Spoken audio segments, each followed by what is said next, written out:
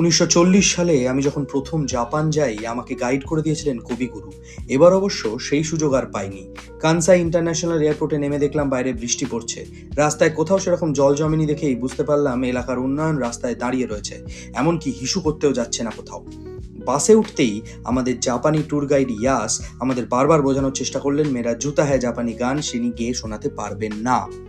হোটেলের পথে যেতে যেতে নিখুঁত দৃষ্টিতে আমার চোখ খুঁজে চলেছে তেলের খনি। জাপানের তেল যে জগৎ বিখ্যাত তা আমার অজানা নয়। গোপন কোড দিয়ে খুলজা সিমসিম দরজা খুলে আর্ট হোটেল ওসাকা বে টাওয়ারে ঢুকতেই দেখলাম চারিদিকে বড় বড় টিভি লাগানো রয়েছে। আইপিএল কোন চ্যানেলে দেখাবে জিজ্ঞাসা করতেই আমাকে তাড়িয়ে দিল। জাপানে পৃথিবীতে সবার আগে সূর্য ওঠে, আমি তারও আগে ঘুম থেকে উঠে হিসেব মেলানোর চেষ্টা করছিলাম।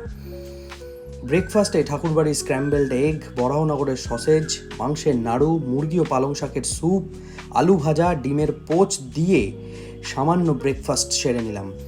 আমার বউ শুধুমাত্র ফলের ওপরই রইল। আমি অবশ্য কৃষ্ণমতে ফলের চিন্তা না করেই সামান্য ফ্রেঞ্চ দই মিষ্টি দিয়ে আমার প্রাতরাশ কমপ্লিট করলাম। তারপর বেরিয়ে পড়লাম নারা ডিয়ার পার্কের উদ্দেশ্যে। কি নাড়াতে হবে বা কাকে নাড়াতে হবে বুঝতে না পেরে হাঁ করে বাসের জানলা দিয়ে রাস্তায় তাকিয়ে রইলাম। জাপানের রাস্তা পর্যবেক্ষণ করে দেখতে দেখতেই দেখতে পেলাম আমার কিছু ফ্যান আমার সঙ্গে হাত মেলাবার জন্য দাঁড়িয়ে রয়েছে। তারপর চেরি গাছের নিচে আমার দিদাকে ছবি তুলতে দেখে আমরাও কয়েকটা ছবি পটাপট তুলে নিলাম। জাপানের হাইড্রেনে হিসু করতে যেতেই আমাকে সবাই বারণ করলো। আমার বউ বিরক্ত হয়ে গাছের সাথে গল্প করতে শুরু করে দিল। আমি জোর করে হাইড্রেনের সামনে আবার কয়েকটা ছবি তুলে নিলাম। সামনে এগোতেই দেখতে পেলাম টোডাইজি টেম্পল। আমি চারিদিকে পুজো দেওয়ার জন্য পান্ডা খুঁজতে যেতেই ট্যুর গাইড আমাকে বলল এখানে পান্ডা নেই। অগত্যা লাইন না দিয়ে ভিআইপি পথে ঢুকে পড়লাম মন্দিরে। কোথাও প্যারা প্রসাদ না পেয়ে বুদ্ধমূর্তির দিকে হতাশ হয়ে তাকিয়ে রইলাম।